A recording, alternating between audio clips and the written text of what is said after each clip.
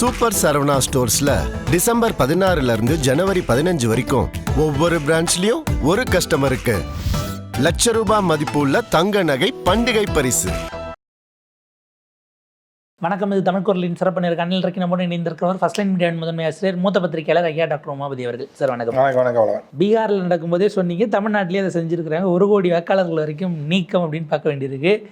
யார் நீக்கப்பட்டுச்சு நீங்கள் தேடணும்னா அதை தேடுறதுக்கே வெப்சைட்டுக்குள்ளே போய் எடுத்து டவுன்லோட் பண்ணாலும் டவுன்லோட் ஆக மாட்டேங்குது, எடுத்தாலும் தெரியலன்னுட்டு பெரிய ஒரு குளறுபடியாக ஓடிக்கிட்டு இருக்கு. தமிழ்நாடு தேர்தல் எதை நோக்கி போகுது சார்? நமக்கெல்லாம் வாக்கு இருக்குமா? இல்லை, எனக்கெல்லாம் இல்லை. இப்போ பார்த்துட்டேன். அதாவது சுவிட்சு இது ஆஃப் பண்ணுற சுவிட்சு வந்து டெல்லியில் தான் இருக்குது. அந்த காலத்தில் மில்லெல்லாம் ஆஃப் பண்ணுறது பெரிய ஃபியூஸ் கேரியர் வச்சுருப்பேன். இப்படி அமைக்கி விட்டாங்கன்னா டோட்டலாக ஆஃப் ஆகிடும். அந்த மாதிரி இவங்க இன்டர்நெட் காலத்தில் அந்த மாதிரி ஒரு சுவிட்சு எதை வச்சுருக்காங்க போல டெல்லியில். இல்லை, இவங்க சீட்டிங் பண்ணுறது ஏற்கனவே எதிர்பார்த்தது தான். இது ஒன்றும் இல்லை. அங்கே ஒரு 1.25 கோடி, இதில் இப்போ மம்தா பானர்ஜியில் ஒரு 1.5 கோடி, அந்த அம்மா அலறி பார்த்துச்சு. இதில் என்ன அப்படின்னு பார்த்தா இவங்க இதை தான் செய்வாங்கன்னு எல்லாருக்குமே தெரியும். எதிர்கட்சிகள் பூராத்துக்குமே தெரியும். இதில் என்ன அப்படின்னு பார்த்தீங்க அப்படின்னா, மோடிஜி ₹60 பெட்ரோலில் ₹120 ஆக்கிட்டு ₹10 குறைச்சாரு பாருங்க. அந்த ஸ்டைலில் தான் இப்போ இதை பண்ணுறது. எப்படின்னா 1 கோடி பேர் நீக்கி அலற விட்டுட்டு ஒரு 25 லட்சம் பேரை குறைச்சிடுவாங்க. இப்போ அடுத்து இப்போ திருத்தம்ன்றாங்கல்ல, ஒரு 25 லட்சம் பேரை குறைச்சி 60 லட்சம் ஆக்கிடுவாங்க. 97 லட்சத்தை 27 லட்சம் குறைச்சிடுவாங்க. இல்லை, ஒரு 25 லட்சம் குறைச்சி 60, 62 இருப்பாங்க.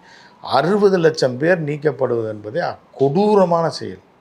6.5 கோடி வாக்காளரில் 10% நீக்கிறாங்கன்னா 10%லாம் மரண விகிதத்தில் வரவே வராது. மரணத்தை கரெக்டாக சேர்த்துருக்காங்க 6 லட்சம் பேர். அது கூட ஏற்றுக்கலாம். ஒரு 2 லட்சம் பேர் இப்போ உயிரோட இப்போ ஒருத்தர் பேட்டி எடுத்துகிட்டு போனார். அவர் அப்பத்தாவை தூக்கிட்டாங்களாம். உயிரோடு தான் இருக்குது. 2 பேர் அவங்க தாத்தாவையும் தூக்கிட்டாங்க. ஆனால் அவங்க வீட்டுக்கு பக்கத்தில் பீகார்காரங்க 10 பேர் குடியிருக்காங்களாம். இந்த வேலை பார்த்துட்டு அவங்க 10 பேர் புது வாக்காளர் ஆகிருக்காங்க. ஸோ இந்த மாதிரி குளறுபடி பண்ணுறது தான் அவங்க வேலைன்னு எல்லாம் தெரியுது. ஆனால் எதிர்கட்சிகள் வீக்காக இருக்கும்போது ஒன்றுமே பண்ண முடியாது. இப்போ நீக்கப்பட்டதுன்னா அவங்க எப்படி தெரியுங்கிறது இருக்குல்ல. இப்போ எனக்கு ஒன்றுன்னா இருக்கிறவங்களுக்கெல்லாம் போட்டுறேன், நீ அதில் தேடி பார்த்துக்கங்கிறது தேடக்கூடாதுன்னு கொடுத்த மாதிரி தானே இருக்குது. தேடினா கிடைக்காது, நெட் ஆன் ஆகாது. அதுக்குள்ளே 15ஆம் தேதி வந்துடும். அது வரைக்கும் குளறுபடியாக போகும். கரண்ட் இருக்காது, இது இருக்குது, ஏதோ ஒரு பிரச்சனை வரும். பவர் இப்போ அண்டர் மெயின்டெனன்ஸ்னு போடுவாங்க. போட்டுட்டு 15ஆம் தேதிக்கு மேலே பார்த்தா வெப்சைட் பக்காவாக இருக்கும். அப்போ உள்ளே போய் பார்த்தீங்கன்னா திருத்த முடியாது, டேட்டு முடிஞ்சிருச்சுன்றாங்க. இது எல்லாமே திருட்டு வேலை பூரா அவங்க தெரிஞ்சு தான் செய்கிறாங்கன்னு. இதுக்கு என்ன வழின்னா, நீங்கள் நாடாளுமன்றத்தில் கத்தி பார்த்தீங்க, உச்சநீதிமன்றத்துக்கு போனீங்க, உங்களுக்கு ஒன்றும் நடக்கலை. அப்போ மிகப்பெரிய மக்கள் எழுச்சியாக, மக்கள் போராட்டமாக இந்த காங்கிரஸ் எடுத்துருக்கணும் இந்தியா முழுவதும். எதிர்கட்சிகளை இணைஞ்சு. ஆமாம். அப்புறம் நீங்கள் இந்த பக்கம் இவர் போகிறாரு, இவர் இந்த பக்கம் போனார்னா அப்புறம் என்ன மயிரா வளங்க ஜெர்மனி போனால் இங்கே தேர்தல் வழங்காது. இப்போ இங்கே நாடு முழுவதும் ஒரு புரட்சி போராட்டம் மாதிரி ஒரு போராட்டத்தை மக்களை திரட்டி ஒரு அரசுக்கு எதிராக ஜனநாயக ரீதியில் ஒரு போராட்டத்தை பெரிய அளவில் முன்னெடுக்கணும். எடுத்தால் தான் இது சரியாகுமே தவிர, இவங்க பார்லிமெண்ட்டில் பேசினாலும் அவங்களுக்கு மெஜாரிட்டி இருக்கவன் ஜெயிச்சுட்டு போயிடுவான். அப்புறம் நீ என்னத்துக்கு இருக்க? நைட்டு 2 மணி வரைக்கும் நீங்கள் கத்தியும் பில்லை பாஸ் பண்ணி அடுத்து என்ன? நீ கத்துனாலும் சரி, நீ பார்லிமெண்ட்டுக்கே போலேனாலும் அவன் பில்லை பாஸ் பண்ண போகிறான். இப்போ நீ போய் கத்தி நெருக்கடி கொடுத்தும் பாஸ் பண்ண போகிறான். அப்புறம் எதுக்கு நீ எதிர்கட்சி? இப்போ அடுத்த கட்டம் என்ன? அப்புறம் எதுக்கு கட்சி தொண்டர்கள் இருக்கான்? ஒவ்வொரு ஏரியாவில் வட்ட செயலாளர், மாவட்ட செயலாளர் போட்டு வச்சுருக்கீங்க, பகுதி வாரியாக பகுதி செயலாளர் போட்டு வச்சுருக்கீங்க. நாடு முழுவதும் ஒரு போராட்டத்தை ஒரு 4-5 மாநிலத்தில் உங்கள் கையில் ஆட்சி இருக்குல்ல, ஸ்தம்பிக்க வைங்க மத்திய அரசை, போராட்டம் பண்ணு. பாட்டுக்கு இப்போ வண்டி அடி ஜெர்மன் பண்ணிங்கன்னா மண்ணாங்கட்டியாக விளங்கும். அப்படி தான் செஞ்சிட்டு இருப்பான். டோட்டலாக ராகுலை கூட கரெக்ட் பண்ணிட்டாங்க போல தான் தோணுது. அப்படி தான் நம்ம பார்க்க வேண்டியது. சும்மா பார்லிமெண்ட்டில் மட்டும் பேசி எங்கிட்ட மெஜாரிட்டி இருக்குது, நாங்கள் பாஸ் பண்ணி வந்துடுவோம், நீ சும்மா கத்தி அரசியல் பண்ணிக்கோ, வேறு எதுவும் பெருசாக பண்ணிடாத அப்படின்னு சொல்லி கூட பண்ணியிருப்பாங்க. முதலமைச்சர் தொகுதியில் 1 லட்சம் ஓட்டு, உதயநிதி ஸ்டாலின் அவர் தொகுதியில் ஏறத்தாழ 87,000 ஓட்டு காலி. சென்னையில் 2.5 லட்சம் வாக்குகளில் 2.5 லட்சம் பேரில் ஒரு 10,000 பேரை தூக்குனா ஒரு நியாயம் இருக்குது. 10,000 பேருந்ததே ஜாஸ்தி.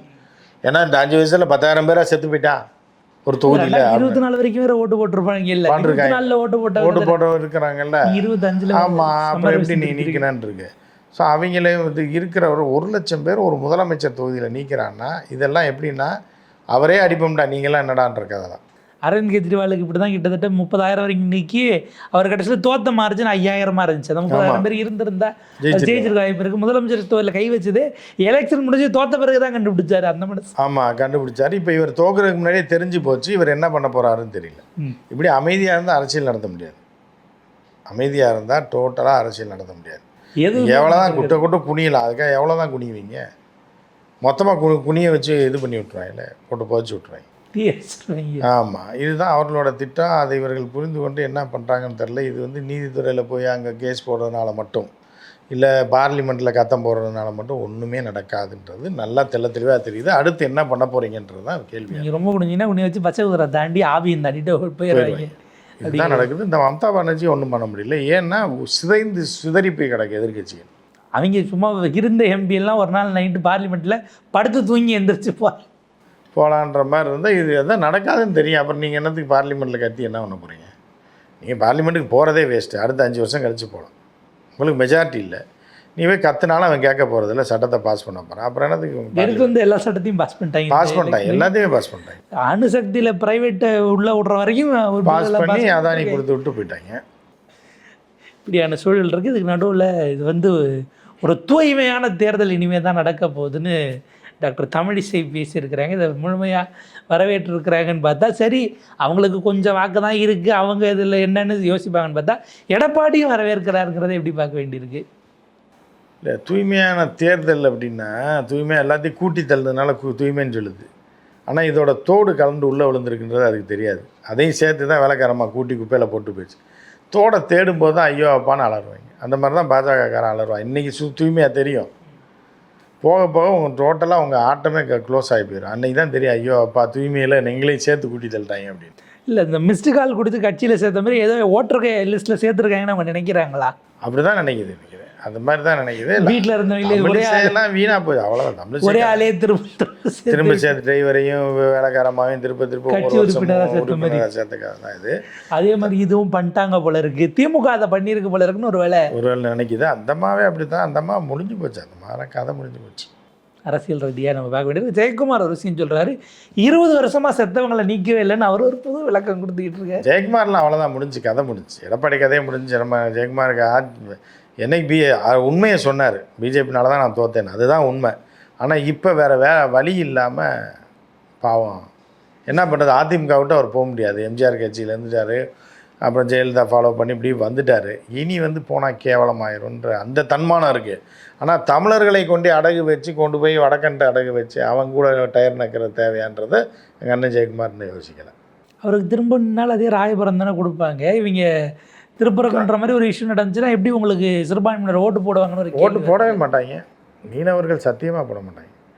அவர் சொல்லாங்க, அண்ணா நீ வாண்ணா வீட்டுக்கு வாண்ணா, மீன் குழம்பு வேணா சாப்பிட்ணா, அவனுக்கு ஓட்டுலாம் போட மாட்டோம்னான்னு. அண்ணனுக்கு 2 பீஸ் வை அப்படின்னு. ஓட்டு கேட்காதண்ணா, வேணாண்ணா அப்படின்ற. ஏற்கனவே நயினார் ஒருவர் அதான் சொன்னார், நீங்கள் வாங்க உங்களுக்கு நாங்கள் கவனிக்கிறோம், வீட்டுக்கு விருந்தாலே வேணா வாங்க, போட மாட்டோம் சொல்கிறாங்க. அதே தான் ஜெயக்குமாருக்கு நடக்கும் இந்த டைம். மக்கள் ஒரு தெளிவாக இருக்காங்க. ஆனால் ஓட்டு அவங்க நில நீ எனக்கு ஓட்டு போட மாட்டேன்னு ஏன்ட்டே சொல்கிறேன், உனக்கு ஓட்டு இருந்தால் தானேங்கிற இடத்துக்கு. ஆமாம் வந்துட்டாங்க. அடுத்து ஓட்டு இருந்தால் தானே போட மாட்டேன்வ.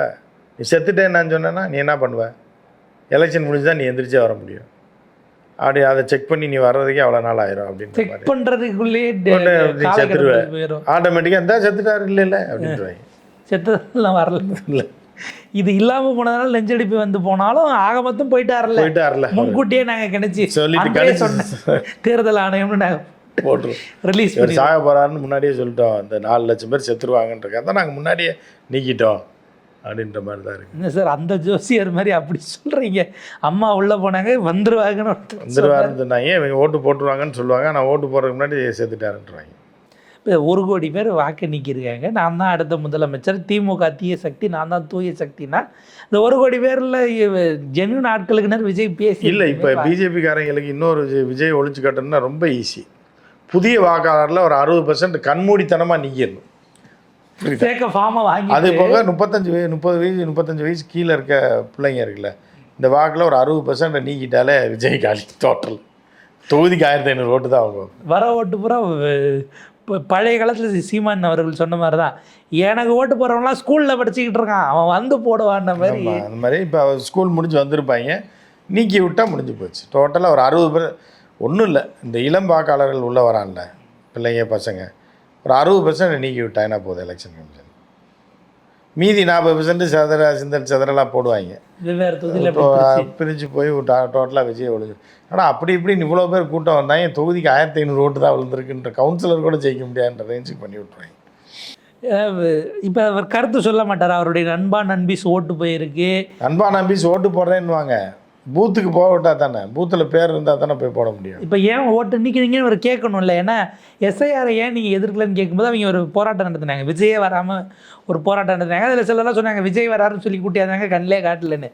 அதில் இந்த ராஜ்மோகனோ இல்லை வேறு யாரோ ஒருத்தர் பேட்டி கொடுக்கும்போது சொன்னார், எங்கள் தளபதி ஏன் இப்போ எதிர்க்கலைன்னா, ஒருவேளை நாளைக்கு ஒரு நியாயமான ஓட்டை நீக்கினா கூட அப்போ நாங்கள் கேஸ் போடுவோம் அப்படின்னு சொன்னார். 1 கோடி ஓட்டை நீக்கிறேன் இல்லை, இன்னும் அவங்க ஓட்டை நீக்கலாம் நினச்சிட்டு இருப்பாங்க. இனி போய் செக் பண்ணி பார்த்தா தான் இப்போ அவர் ஓட்டியே செக் தற்குறிகள் வந்து போய் பார்ப்பான், அவனுக்கு தெரியாது எதுவுமே. அவங்களாம் வந்து நம்மளே போய் எங்கேயாவது ஓட்டு போடலாம் போல நினச்சிருப்பான். அவனுக்கு எத்தனை தொகுதி ஆன்லைனில் போடலான்னு ஒரு லிங்க் அனுப்பி வாட்ஸ்அப்பில் இதில் தளபதிக்கு ஓட்டு போட்டிங்கன்னா அவர் சிஎம் ஆயிடுவார் அப்படின்னு நினச்சிருப்பாங்க, அவங்களாம் போட்டுருவாங்க. இப்போ எலெக்ஷன் அன்னைக்கு அப்படி ஏதாவது ஒரு புதுசாக ஒரு இதை கிளப்பி விட்டிங்கன்னா வீட்டை விட்டு வெளில வர மாட்டாங்க. 100 ஓட்டு கள்ள ஓட்டு கூட வாட்ஸ்அப்பில் வதந்தியை பரப்பி விட்டீங்க, பிக் பாஸுக்கு ஓட்டு போடுற நேரடியாக வர வேண்டாம், பிக் பாஸ் வாட்ஸ்அப்லேயே போடுங்க அப்படிங்கும் போது 4-5 சிம்மு வாங்கி கள்ள ஓட்டெலாம் போட்டு தளபதி ஜெயிக்க வச்சுருந்து போட்டுட்டு வீட்டில் படுத்துக்குவாங்க. இப்போ அதான் தளபதி ஏரியாவுக்கு 550 ஓட்டு தான் வாங்குவார், 1000 ஓட்டு. என்ன ஜெயிக்கல தளபதி அப்படின்னோடனே நீங்கள் போட்டு அதுக்கு மேலே வேற ஆள் ஜெயிச்சிட்டாங்க. ஸோ அந்த மாதிரி தான் போயிட்டு அஜித் வேற பக்கம் அஜித் ஏதோ பண்ணிட்டாப்புல, ரஜினி அதையும் நம்புவாங்க. அவங்க தான் சதி பண்ணி ஏதோ பண்ணி தளபதி தோக்கடிச்சிட்டாங்க. ஏன்னா முன்னாடியே சொல்லிட்டு தளபதி எலெக்ஷனில் நிற்க மாட்டாப்லையே. தளபதி நிற்கிறதே 90% வாய்ப்பு இல்லை, 10% கடைசி நேரம் முடிவை பொறுத்து இருக்கு. அப்படி போட்டி போட்டாலும் ஜெயிப்பாரான்றதை தாண்டி என்ன நடக்குதுன்னு பார்க்க. ஏன்னா ஒரு சில இடங்களில் சொல்கிறாங்களா, அவர் இங்கே எங்கள் தொகுதியில் நின்னா நான் அவருக்கு போடுவேன், ஆனால் அவர் நிப்பாட்டுற ஆளுக்கெல்லாம் நான் எப்படி போட முடியும்னு சிலர் கொஞ்சம் விவரமாக சொல்கிறாங்க. கேட்குறாங்க. அவர் படத்தை நான் பார்க்குறதுக்காக நான் போடலான்ற மாதிரி சொல்கிறாங்க. அப்போ சார் விரிவான ஒரு இடம் உங்கள் நேரத்துக்கு கொடுத்ததுக்கு முக்கிய நேரம்.